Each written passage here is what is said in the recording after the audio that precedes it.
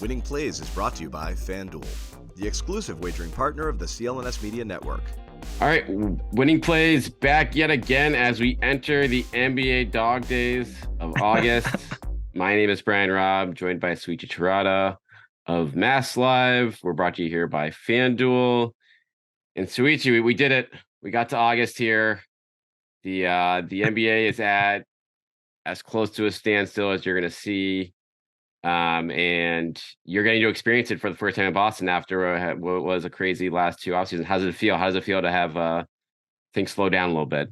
It feels great. I have been telling all my friends this summer about this moment, and it's funny because I was at AAJA, which is the Asian Journalists Association convention and everything, and people were like, "Yeah, like Celtics beat like you've been on it for 2 full seasons now," and I'm like, "Yeah, it's been great, but it's just I explained it to like I feel like a dozen people. Like it feels like I've aged dog years in terms of like NBA beats, just because like we were out the first big news of my Celtics beat tenure was Brad getting promoted and Danny stepping down. Right. Then a finals run happens the very next year. In between all of that, like a very not miraculous, but like a very impressive second half story of the Celtics becoming just this juggernaut. And then the Ime stuff happens, then another East Finals run, it's been a lot, right? Like I feel like I have friends on other beats of like teams that don't make the playoffs and they're just chilling in April, and like that's when we're like grinding deep into May. So it's been fun though, I have to say. Like it's been, I don't know if this was how I expected it to go down when I took this job, but I was like Celtics beat, a lot happens on it, and a lot has happened the past couple of years.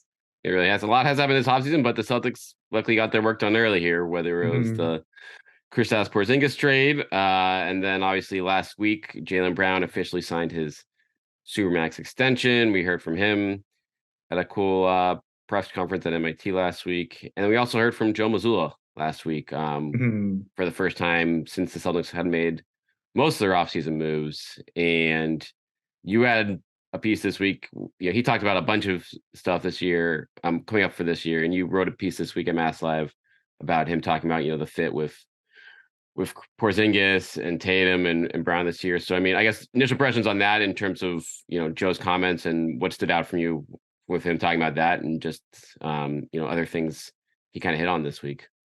Yeah, and it's a little bit of Joe and a little bit of Jaylen, and my impression of that was Jaylen kind of unprompted a little bit, right? Like I feel like with a Supermax extension press conference, like you're not really getting into the weeds about the team, but Jaylen brought it up himself about wanting to kind of refine that defensive identity, right? Like I remember after Game 3 against the Heat, the Celtics kept talking about how they kind of lost that defensive identity. So Jaylen bringing it up unprompted, I thought was interesting.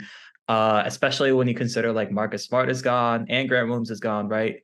Like those are two guys where like they're down to like they're not afraid to get a little ugly, a little physical and all those kinds of things. So you're losing two big pieces in that regard. So I thought that was kind of interesting in terms of what Joe said about the fit with Jason and Jaylen though. Like I think that's kind of your core, right, going forward. Like Porzingis is locked up for a few more years. Obviously, Jaylen is. Jason's going to get his supermax next summer. So you're looking at those three guys and how they fit. And I feel like you gotta like it, right? Like you got two wings who can go score the ball, and you got Porzingis who can shoot the ball and is a big time rim protector. At least he was last year. So I think you look at those pieces, you feel good about it, and then you just kind of, I feel like for the Celtics, like you just kind of have to hope for the best at this point. Like you're going to get another shot probably in the playoffs as a contender. And you're just hoping, in my opinion, B-Rob at least, like I just think Jaylen and Jason just need to elevate their game to superstar, like championship level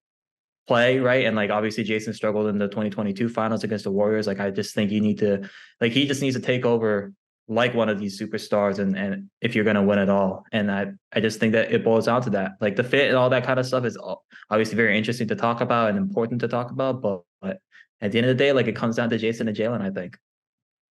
Yeah, it does. And it's like, I agree with you. It's fascinating to hear Jaylen talking about, the defense stuff, like getting back to that when like adding Porzingis on paper, that's like an offense first move. Even though there are underrated parts of his game defensively, perhaps, like this is a move to make the Celtics like an offensive juggernaut and then, have good size at a lot of positions, but certainly a couple spots on the floor where teams can easily attack, whether it's the pick and roll or whatnot by going around Porzingis in the past. Whether he can kind of clean up that part of his game to make them still be like a top 5 defense, I'm sure is the goal with this group for this year. That remains to be seen. But yeah, with Jaylen, Jason, it's, no more deferring to Smart in big moments, or like not even referring to him, like no more Smart taking over in big moments by his choice. Like this is like, but it is, I think, like there has to be a degree of chemistry. And that was funny. Like I was watching, you go down into the weeds this week, some deep rabbit holes this week, and someone randomly posted a clip of like Luka and Porzingis playing together in Dallas, and they were, and it was a compilation of all the times that Luka didn't pass to Porzingis, like when he open and just took a jump shot himself. It was like a 5 or 10 minute clip, because there were rumors of like chemistry issues between those two at the time, and then you can kind of see that. So it's gonna be fascinating to me seeing like, okay, like we go now into this year, like Tatum, like everyone has their money, everyone should be happy here. So how quickly does that trio collectively meld together well, play off each other well, or is it going to be like a clunky fit? Like I don't know, like it should be great, but that's the question we're going to be waiting a few months to dive into here. Yeah, and I just think I guess my big question mark still after the Smart trade is like, what does the playmaking look like as a team? Just because obviously we're talking a lot about these 3 players, and then Jason has improved in that area. Jaylen is kind of he is kind of what he is, right, as a scorer and a playmaker at this point in his career. He's already 26. You'd hope, the assist to turnover ratio gets better, all those things. But it's just, right, like, and we're talking about Joe's comments a little bit, like Derrick White as a starting point guard, right? Like Derrick, love him as a player. He showed what he can be when he is that point guard. When Marcus was out, he won Eastern Conference Player of the Week. All these good things. I'm still curious though to see how that playmaking aspect looks like as a team, because right, like if Smart wasn't your best playmaker, he was at least top 2 in my opinion. And so how does that look like next year? Just because you don't, right, like obviously, like you said, Jason and Jaylen, like there's no more deferring to Marcus in the big moments, but at the same time, like all those possessions before the big moments, like you just don't want to tire them out throughout the whole game and ask them to play make the whole time. So I'm still curious to see what that looks like. I think it's going to take some adjusting too on both ends of the floor without Marcus, obviously. So I think you're going to see the Celtics kind of work through those kinks throughout training camp, early parts of the season. But right, like the big criticism at times of the Celtics was that playmaking aspect. I don't necessarily think that has just been addressed thus far. So I'm curious to see what that looks like in a couple months here. Yeah, I mean, it's clearly a huge bet on Derrick White on that front of being like, listen, this is potentially addition by subtraction here with Smart to a degree, of terms of like the ball is going to be in Derrick White's hands more. And that's a better thing for this team overall, given, Smart obviously adds a lot to the table, but he can also, take a step back on a variety of fronts when he's trying to do too much. Or I think we saw turnover wise there'd be 3 or 4 times a game at times during the playoffs. You're just like, what is that pass? Like, what is going on here? Where we turn to ourselves, each other on press row. And now White isn't a perfect player, but I think there are fewer of those moments. I think he's like probably better at staying in his lane more, and can maybe play off those guys a bit better than Smart, in terms of like, if you leave, now that you have Porzingis, now that's White is your 4th option on the floor at that times, like he can make teams pay more in that spot than Smart could, if you will, from a, whether he set those guys up or he's cutting off ball or whatever. So that, from that standpoint, the bet makes sense, but it all has to kind of, what those, I think I agree with you, like what those guys do themselves is just as important, if not more important, than, how White fits into that role. Yeah, and I think in talking about Derrick really quick, like he mentioned this in talking on ESPN the other day, like point guard is not necessarily like a new role for him, right? Like he's played it plenty in his career. Like he was averaging 5.6 assists with the Spurs in 49 games before he got traded to the Celtics. So I'm not too worried about that part, I guess. And Derrick, throughout his career, has kind of played with talented guards next to him, with guys like DeJounte Murray. So it's at this point, it's an unknown. Like Derrick could be great in that role. And I think I think it's very fair to say he's one of the elite role players in the league. So just asking for a little bit more out of him. And I think he's kind of at the point of his career where you feel comfortable doing so because he has delivered so much. It is. I mean, we talked about it countless times last year. Like, this team was hurt by having him on the bench too much. And there's like the eye test said that, then like the on off stuff said that, like that was all clear.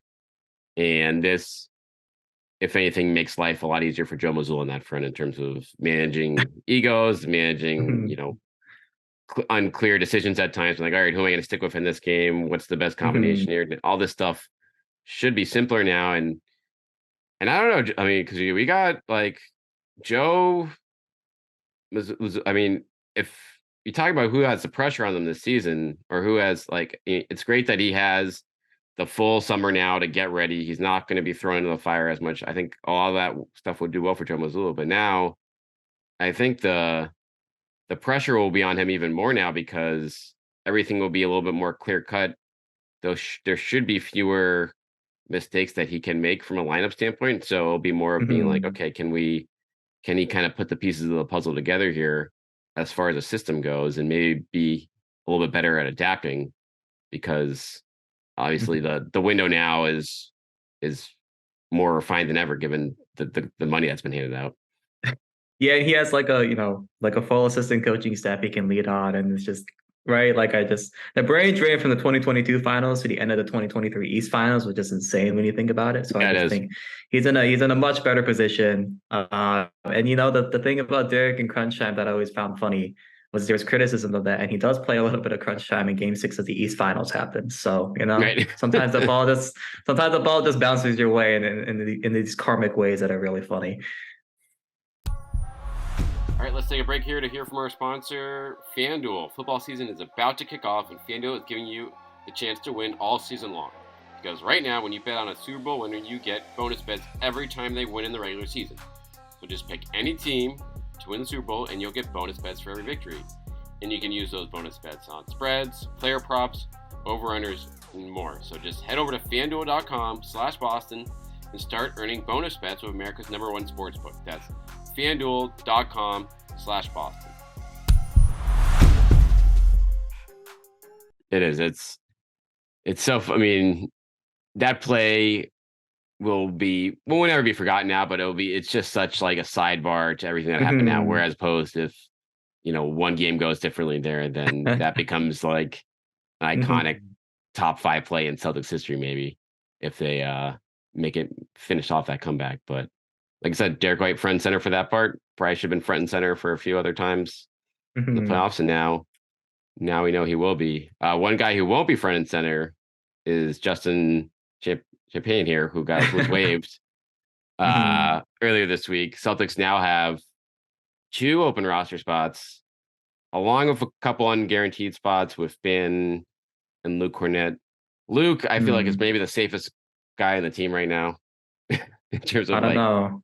B-Rob, there hasn't been a Brad Stevens-like tweet. That's true. We're still waiting for that this summer. But based on Brad did say he liked the big situation, which is funny. But he seems like that is a safe deathbed here. But there are some roster spots to deal with. There's still a 2-way spot to deal with here. And we have some new juicy rumors this week, Souichi. One of your Detroit guys is potentially weighing an offer for the Celtics right now. Svi Mikhailuk, I believe I said that correctly. That's how I heard it. That's how I remember hearing it, at least, which was around 4 years ago. B-Rob and I talked about this off screen. I don't have too much of a scouting report on that. I wasn't watching, as you might imagine, I was not watching too much Pistons basketball in 2019-20 when they were very irrelevant. Caught a few games. He was a good shooter then. I think he shot like 40-ish% from 3.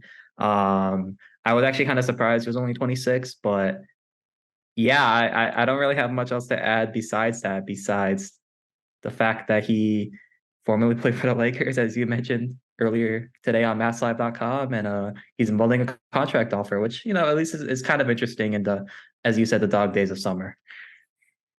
Yeah, he takes a lot of threes, and that's Joe Mazzulla's like, all right, give me that guy. No, he's 6'7". He's been around the block a little bit. I guess he had a pretty solid end of the year in Charlotte, but he's played for like 6 different teams in 6 years. So that kind of tells the story of like he's a fringe NBA player at this point. But Yeah, it's I don't know, it's fascinating, Suji, just in terms of where this roster is at right now. Malcolm Brogdon was another guy who Joe Mazzulla talked about last week. It looks like, Mhm. you know, he is going to be on the roster at least to start this year. They're trying to mend fences there, if you will, or he's trying to, get over what was a tough situation for him. But Mhm. piecing together the rest of this roster, a guy even like Banton he's a very like light guarantee for him, so he might not be on the team. So they're keeping a lot of flexibility right now in terms of how they're building this roster out. Yeah. And we also still have one big name still left out there who was on last year's team and the old Blake Griffin. Um, who I don't know, is he just waiting for training camp to go through for the week and then sign on board here? I'll ask you get That's past what the worst of the drills. that's what happened last year, though I guess that was more of a Rob injury situation. Right. B Rob, it's just I feel like with the roster, like it's not a bad place to be because in comparison, right? Like realistically, you're not giving, you know, you're not like offering a lot of money or anything by any means, especially with the salary cap situation. So if you're a Celtics fan though, like you would much rather prefer to be in this spot where you're just waiting to fill out the roster versus what the Suns have, where they were able to sign some like notable names like an Eric Gordon. Shout out to my guy Yuta Watanabe, 3 and potential D guy. But yeah, that's because they the Suns have opportunities for minutes and being a rotation player. Whereas like obviously with the Celtics, like the rotation is pretty much more or less set. Like obviously you would like I said, like if I was a Celtics fan, like I would like to see like a playmaking guard or something like that, or maybe little bit more big man insurance. Though Brad, as you said, likes the big man rotation right now. So there are They some still need another areas. guy though. I feel like if they go Yeah, in, right. like Hmm. you can say that, but I feel like one injury and it's like becomes like Yeah, which yeah, is yeah. almost a guarantee that there will be an injury to one of those Yeah, guys. but I just feel like it's so hard to thread the needle of like like I remember when he talked to Montrezl Harrell, who unfortunately tore his ACL. But like I remember when he talked to Right. Harrell earlier last season, it was like they're pretty. I feel like the Celtics front office is being pretty transparent in the idea of like we would love to have you as an insurance option, but like just know that playing time is far from guaranteed. And like, sure, there are some veterans like a Blake Griffin where like that pitch works, but like a lot of players are going to want to be right? Like a lot of productive younger players are still going to be looking for that next contract and like making an impact on the league. So that's just a tough sell. But like I said, you would much rather be in that situation where you feel pretty relatively comfortable with your top 7, 8, 9 players versus what the Suns had, where they were pretty much forced to fill out the roster on that minimum contracts and kind of go from there. Are there any free agents out there that catch your eye at all? I mean, we know there's like the Christian Woods and the Kelly Oubre's that were out there. I feel like there's no chance they would look at the Celtics for the Yeah. reason you mentioned because there's just like Mhm. those guys want to run their next contract and they're not necessarily going to get more than 10 minutes per game in Boston. But is there a below the radar guy or just someone who you're like, oh yeah, I've always kind of liked that guy, like even Not Mm, not off the or top the of my head, honestly. I honestly thought Pat Bev would have been like a good fit. Like I know some people don't like him, but like on a vet minimum, like it's kind of hard to say no to a guy like that. It's kind of crazy to see what, like you said, what happened with Christian Wood. Like I remember when he became a free agent with the Pistons, he was very much so like, ooh, this guy could be interesting. But like the league collectively has kind of been like, yeah, we don't really like what you do in terms of like winning basketball. It's just crazy to see the league kind of come to that consensus, I guess. But yeah, like I just as of right now, nobody really jumps out to me, B Rob. I don't know if you had any names in mind. no, and to be honest, it's probably guys that are still on rosters.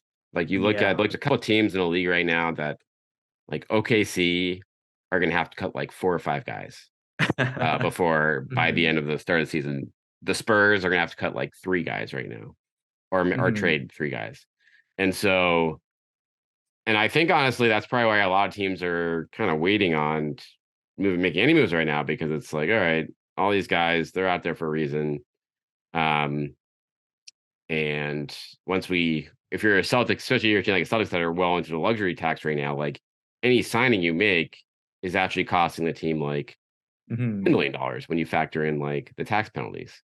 So it's like, all right, we got to make sure we really, like this guy, or they have to be willing to come in on a non-guarantee, which is probably not a lot of guys are willing to do that yet that could potentially contribute. So, yeah, I'm fascinated. I keep an eye on the Thunder and like the Spurs among other teams in terms of like stockpiled young guys that maybe one of them becomes free and you make a run at one of those, or you trade a second round pick for them instead of getting waived, but that probably isn't going to happen till like October or something like that.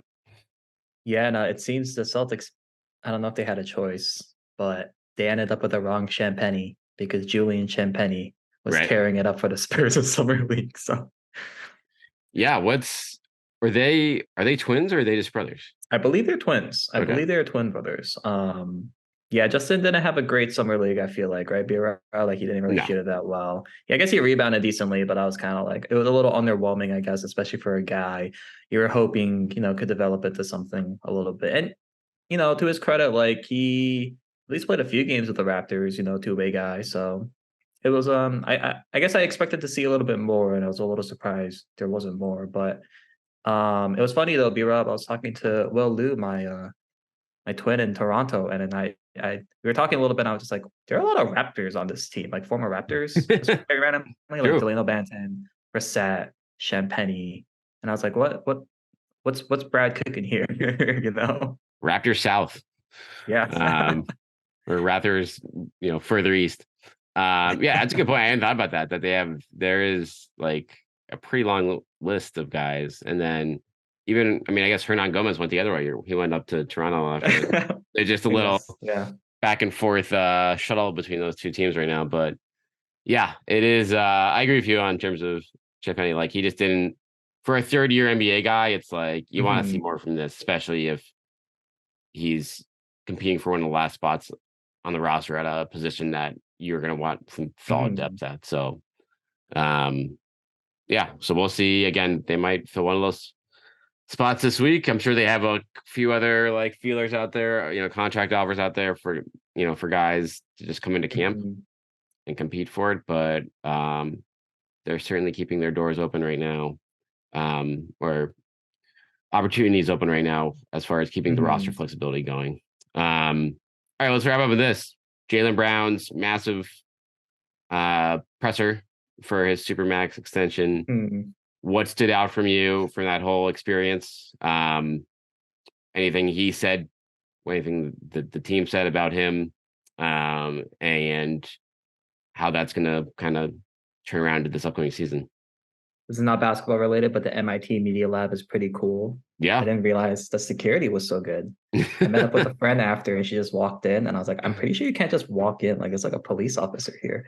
In terms of the actual basketball, though, kind of what I said about the defense, it was cool to hear what Jaylen said about what he wanted to do with his generational wealth. Brad got no questions, which he was quick to point out after the news conference, which was also funny. But yeah, I don't know. It felt like a pretty typical news conference in terms of like being like, yeah, I just signed the richest contract in NBA history, and I plan to be part of this core. Obviously, things change in the NBA very quickly. He's under contract for 6 more years now, so that's a very long time in NBA. So, but yeah, I thought it was a cool experience. I thought it was cool for the kids, right? Like the bridge program that Jaylen did. The only thing I want to add to the Jaylen extension that I always find funny with these big ones, and it reminds me a little bit of like a Mike Conley, which I think was in like 2015. Yeah. Like it's just the discourse around the Jaylen contract, and Brad even said he was optimistic at Summer League. Like it was expected to happen. Like everyone, if you were paying attention, expected it to happen. But then the moment it does get signed, people are like, whoa, that's so much money, blah, blah, blah. And obviously we can debate the merits of if Jaylen Brown is worth a supermax contract and everything. But it's just, I always find it funny that this is expected to happen. Everyone is optimistic it'll happen, and it does happen. And then the overwhelming reaction is still like negative just because it's the richest contract in NBA history, right? Like it happens with quarterbacks in NFL too. So I always just think that discourse ends up being like a little strange just because like everyone knows it's coming. And when it does come, there's like this, like, not necessarily to say it happened with Jaylen, like all of the discourse was negative, but like a lot of people are like, why is he getting this much money? Is Jaylen Brown worth the richest contract in NBA history? And I'm like, that's just how salary caps work, right? It's just these things keep going up. when Jason signs his, supermax extension next year, like it's going to be more than Jaylen's. Like it's a nice thing for him to have for a little bit, but it's just I always just think the discourse is a little funny, and I just wanted to say that just because if you're paying attention, like this was bound to come regardless. Yeah, the timing of Jaylen playing the worst playoff series of his career was very poor for him for that, because it takes away the big picture of what you laid out of being like, okay, this is once he made that all NBA team, this was gonna happen. And this was a situation where that the Celtics were happy this happened, because no matter what you think about Jaylen Brown, whether you think he's worth for that contract or not, like fully, like it's a hell of a lot better spot to be in than him entering a contract year right now. And him having, and having that uncertainty hang over the team this year, as well as the possibility that he walks away for nothing, which who knows what that road would have been. A fascinating road this year from a drama standpoint, but as far as a team building standpoint, the Celtics would far prefer the route they've taken here. I think I speak for Celtics fans and media and everybody involved, and I think we're okay without a little bit of drama for at least a little bit, right? It's good for the content, I guess. That would have just been so repetitive too. That would just right. It was just, I mean, even last year it felt, hey Jaylen, what do you think about next year? And he kind of gave non-committal answers, right? And then we had to keep talking about it for at least, after January, I want to say. So I'm glad, I'm sure Celtics fans should be glad. And I've said this on this pod, B-Rob, I just think the narrative for players is just so wishy-washy, and right. We heard in the first couple rounds, Jaylen was actually better than Jason. Then now he can't dribble with his left hand. And, Jason kind of went through a similar thing last year, post-finals. Charles Barkley is like taking shots at him on an NHL broadcast. Like, I just think, right, like some of these criticisms are fair, but it's also a product of of the Celtics being a successful team and playing in the East Finals however many times in recent years, the NBA Finals in 2022. Like when you're on that big of a stage, sure, it sucks to struggle, but like at least you're on that stage compared to other guys who are just watching at home and are hoping they can't get to that stage. So it's just I understand that's how the NBA works, but I always just from afar, I guess I'm just kind of not from afar, but just from like a holistic viewpoint, I always kind of laugh at it a little bit. Yeah, short-term memories are very much a thing in NBA storylines and criticism, but yeah, it's I'm sure. Yeah, Jaylen is doing just fine with $300 million or however much the estimates say he's going to get over the next few years. Well, he seems to be enjoying his time in Japan right now. Yeah, you'll be joining him in a couple weeks. As I don't know if I'll see Jaylen Brown. Yeah, exactly. You guys will cross paths there, but you guys can compare notes in training camp. All right, that's Souichi Terada of Mass Live. Make sure you're following him on Twitter at SOUICHI Terada. We'll be back next week. Hopefully, there's some stuff to talk about in August, Souichi. We're gonna be waiting for that next two-way signing, or waiting for that World Cup to come around the corner. We got Porzingis, we got Brissett, we got some big names suiting up overseas in another few weeks. But in the meantime, the hot stove NBA will have to wait, and we'll be picking our feet up a little bit here at the Winning Plays Pod. But enjoy your trip, sir. We'll be talking to you when you get back. Thank you. Thanks everyone for listening. We'll talk to you guys next week. The CLNS Media Network is powered by FanDuel. Sign up at FanDuel.com/Boston and get in on the action with $200 in bonus bets guaranteed.